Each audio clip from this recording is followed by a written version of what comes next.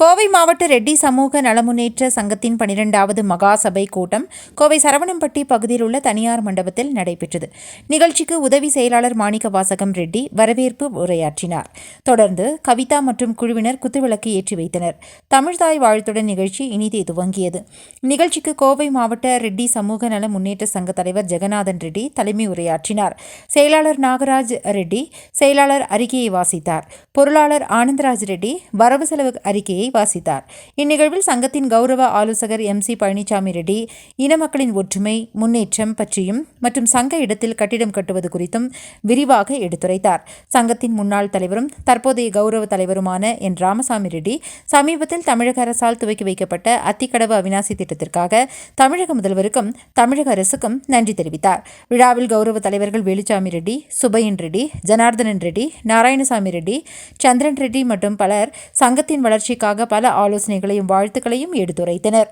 உதவி தலைவர்கள் பாலசுப்ரமணியம் ரெட்டி, செல்வராஜ் ரெட்டி, அனந்த சுப்பிரமணியன் ரெட்டி, உதவி செயலாளர்கள் கோகுலகிருஷ்ணன் ரெட்டி, மாணிக்கவாசகம் ரெட்டி, லோகநாதன் ரெட்டி, கௌரவ கணக்காளர் ஜோதிகுமார் ரெட்டி, செய்தி தொடர்பாளர் கோபாலகிருஷ்ணன் ரெட்டி மற்றும் கோவை மாவட்ட வெற்றி சமூக நலமுன்னேற்ற சங்க நிர்வாகிகள் பலர் கலந்து கொண்டு நிகழ்ச்சியை சிறப்பித்தனர். விழாவின் நிகழ்வுகளை சங்கத்தின் உதவி செயலாளர் N. லோகநாதன் ரெட்டி தொகுத்து வழங்கினார். தமிழக அரசால் 2024ஆம் ஆண்டிற்கான தமிழக அரசின் சிறந்த மருத்துவர் விருது பெற்ற KTVR மருத்துவமனை நிறுவனர் வே. ஜனார்தனன் ரெட்டி இச்சங்கத்தின் சார்பாக சிறப்பாக கௌரவிக்கப்பட்டார். விழாவில் கலை நிகழ்ச்சிகளைத் தொடர்ந்து 10ஆம் வகுப்பு 12ஆம் வகுப்பு ஸ்டேட் போர்டு மற்றும் CBSE வகுப்புகளில் முதல் 3 மதிப்பெண் பெறும் மாணவ மாணவியர்களுக்கு ஊக்குவிப்பு தொகையும் நினைவு பரிசும் வழங்கப்பட்டது. இதற்கான பட்டியலை மோகன்ராஜ் ரெட்டி சங்க நிர்வாகிகளின் ஆலோசனையுடன் தயார் செய்திருந்தார். மேலும் 80% விழுக்காடுக்கு மேல் அதிக மதிப்பெண் பெற்ற மாணவர்களுக்கு ஊக்குவிப்பு தொகை வழங்கப்பட்டது. மேலும் கல்வி கற்க கட்டணம் செலுத்த இயலாத மாணவ மாணவியர்களுக்கு கல்வி உதவித்தொகை வழங்கப்பட்டது. ஆயுட்கால உறுப்பினர்கள் ஆகாதவர்கள் மகாசபை அன்று ஆயுட்கால உறுப்பினர்களாக சேரவும் சங்கத்திற்கு சொந்தமான இடத்தின் கட்டிடங்கள் கட்டுவதற்கு கட்டிட நிதி வசூல் செய்வது தொடர்பான பல்வேறு தீர்மானங்கள் நிறைவேற்றப்பட்டன. இறுதியாக சங்கத்தின் உதவி தலைவர் பாலசுப்ரமணியம் நன்றியுரை வழங்க விழா இனிதே நிறைவு பெற்றது.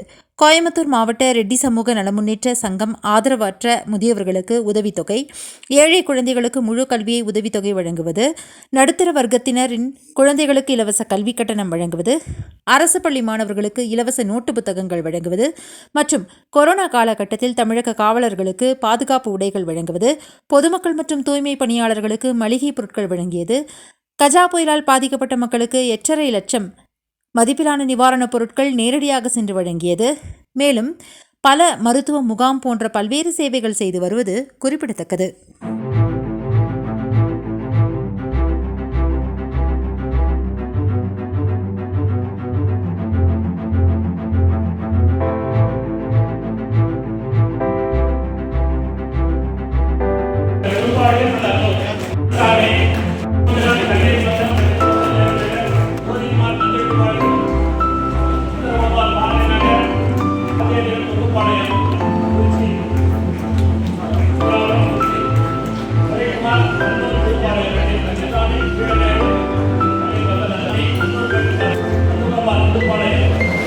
வணக்கம், என் பெயர் ஜெகநாதன். நான் கோயம்புத்தூர் மாவட்ட ரெட்டி சமூக நல முன்னேற்ற சங்கத்தில் தலைவராக உள்ளேன். இந்த சங்கமானது 2012 ஆரம்பிக்கப்பட்டது. இந்த சங்கம் இன்று 12வது பொது மகாசபை நடத்தி கொண்டிருக்கிறோம். இந்த சங்கம் பதிவு செய்யப்பட்டு 13 ஆண்டுகள் ஆகியுள்ளது. சங்கத்தினுடைய நோக்கம் எங்களது ரெட்டி இன மக்களுக்கு எங்களால் இந்த சங்கத்தினால் எந்த அளவுக்கு உதவிகள் செய்ய முடியுமோ அதை செய்யவும் என்பதற்காக, அதேபோல் படிப்பு வசதி குறைவாக உள்ள குழந்தைகளுக்கு கல்வி உதவித்தொகை நன்கொடை வழங்குவது, அவர்களுக்கு தேவையான வசதிகளை செய்து கொடுப்பது போன்ற இது பண்ணிக்கிறோம். மேலும் எங்களது சொந்த இடம் விசுவாசபுரத்தில் 68 சென்ட் உள்ளது. அதில் கல்யாண மண்டபம் கட்டுவதற்காக கட்டிட அனுமதி பெற்றுக் கொண்டுள்ளோம். கூடிய விரைவில் அந்த கட்டிடத்தை கட்ட உள்ளோம். எங்களது சங்கத்திற்காக வேண்டி எங்களது உறுப்பினர்களிடமிருந்து நாங்கள் பணம் வசூல் செய்யப்பட்ட பணத்தை அரசுக்கு கட்டி இந்த பணியை செய்து கொண்டுள்ளோம். என் பேர் MC பழனிசாமி. இந்த ரெட்டி நகர் சங்கத்தினுடைய கௌரவ ஆலோசகராக இருக்கிறேன். இந்த சங்கம் ஆரம்பத்தில் ஆரம்பிச்சது 1964. இப்போ சொல்ல போனால் கிட்டத்தட்ட 60வது வருஷம். அது பெயர் மட்டும் முன்னேற்றம்னு 2012 மாற்றி இப்ப சங்கம் நடத்திட்டு இருக்கிறோம்.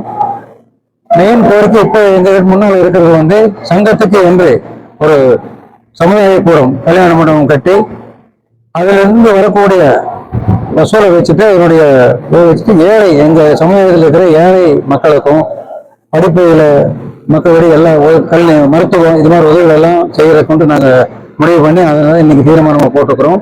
வருஷம் வந்து எங்க சமுதாயத்துல 10ஆம் வகுப்பு 12ஆம் வகுப்பு முதல் 3 மதிப்பெண்கள் வாங்குற குழந்தைகளை இங்க வந்து பணம் உதவி கேடயம் மற்றபடி சான்றிதழ் கொடுத்து நாங்கள் வந்து ஊக்குவிச்சுட்டு இருக்கிறோம். அதே மாதிரி நல்லவர்களுக்கும் உதவி பண்ணிட்டு இருக்கிறோம். கொரோனா காலத்துல நாங்கள் உதவி பண்ணியிருக்கிறோம். அதோட மெயினாக எங்க சமுதாயத்தில் வந்து இந்த பிசி சர்டிஃபிகேட் கிடைக்கிறது இல்லை. 2-3 விதமா இருக்கிறதுனால அதை வாங்குறதுக்கு வந்து சில வந்து அரசு அதிகாரிகள் எல்லாம் தராமல் இருக்கிறாங்க. ஆனா அரசு உத்தரவு இருக்குது, அதை தர்றதுக்கும் சில இடங்களில் போராடுறோம். எங்களோட இணைஞ்சு மாநில அளவிலுமே நிர்வாகிகள் போராடிட்டு இருக்கிறாங்க. அதுவும் எங்க சமுதாயத்தினுடைய ஒரு மெயின் கோரிக்கை. கல்வியை ஊக்குவிக்கிறது எங்களுடைய கடமை. அதுக்கடுத்தது கல்யாணம் பண்ணுவோம். இந்த 2 வேண்டிதான் இந்த நிகழ்ச்சியை வந்து நடத்திட்டு இருக்கோம். இந்த ஓபிசி கிடைக்கிறதுக்கும் எங்களுடைய சட்ட வல்லுநர்களை வச்சுட்டு மத்திய மாநில அரசுகள் கோரிக்கை வச்சிருக்கிறோம். அதுக்கு சரியான தகவல் வரல அப்படின்னு சொன்னா மேற்கொண்ட நடவடிக்கை எடுக்கிறதுக்கும் முடிவு பண்ணியிருக்கிறோம். அதே மாதிரி எங்களுடைய உத்தமர் முதல்வர் தமிழ்நாட்டினுடைய முதல்வர் உத்தமருடைய சிலையை வந்து சென்னையில் வைக்கிறதுக்கும் அவருடைய பெயர்ல திண்டிவனத்தில் ஒரு பஸ் நிலையம் நடக்குது, அதில் அவருடைய பெயர் வைக்கிறதுக்கு நாங்கள் கோரிக்கை வச்சிருக்கிறோம். அதையும் சீக்கிரமா நாங்கள் வந்து நிறைவேற்றி கொடுப்போம். அதே இந்த நேரத்தில் வந்து எங்களுடைய அவினாசி ஏரியா அன்னூர் ஏரியாவுடைய நீண்ட நாள் கோரிக்கையான அத்திக்கடை திட்டத்தை வந்து கடந்த 14ஆம் தேதி முதல்வர் ஆரம்பிச்சு வச்சாரு. அதுக்கு எங்கள் சமுதாயம் மட்டும் இல்லாம எங்க வட்டார மக்கள் சார்பில் அரசுக்கு எங்களுடைய சார்பில் நன்றியும் தெரிவிச்சுக்கிறோம்.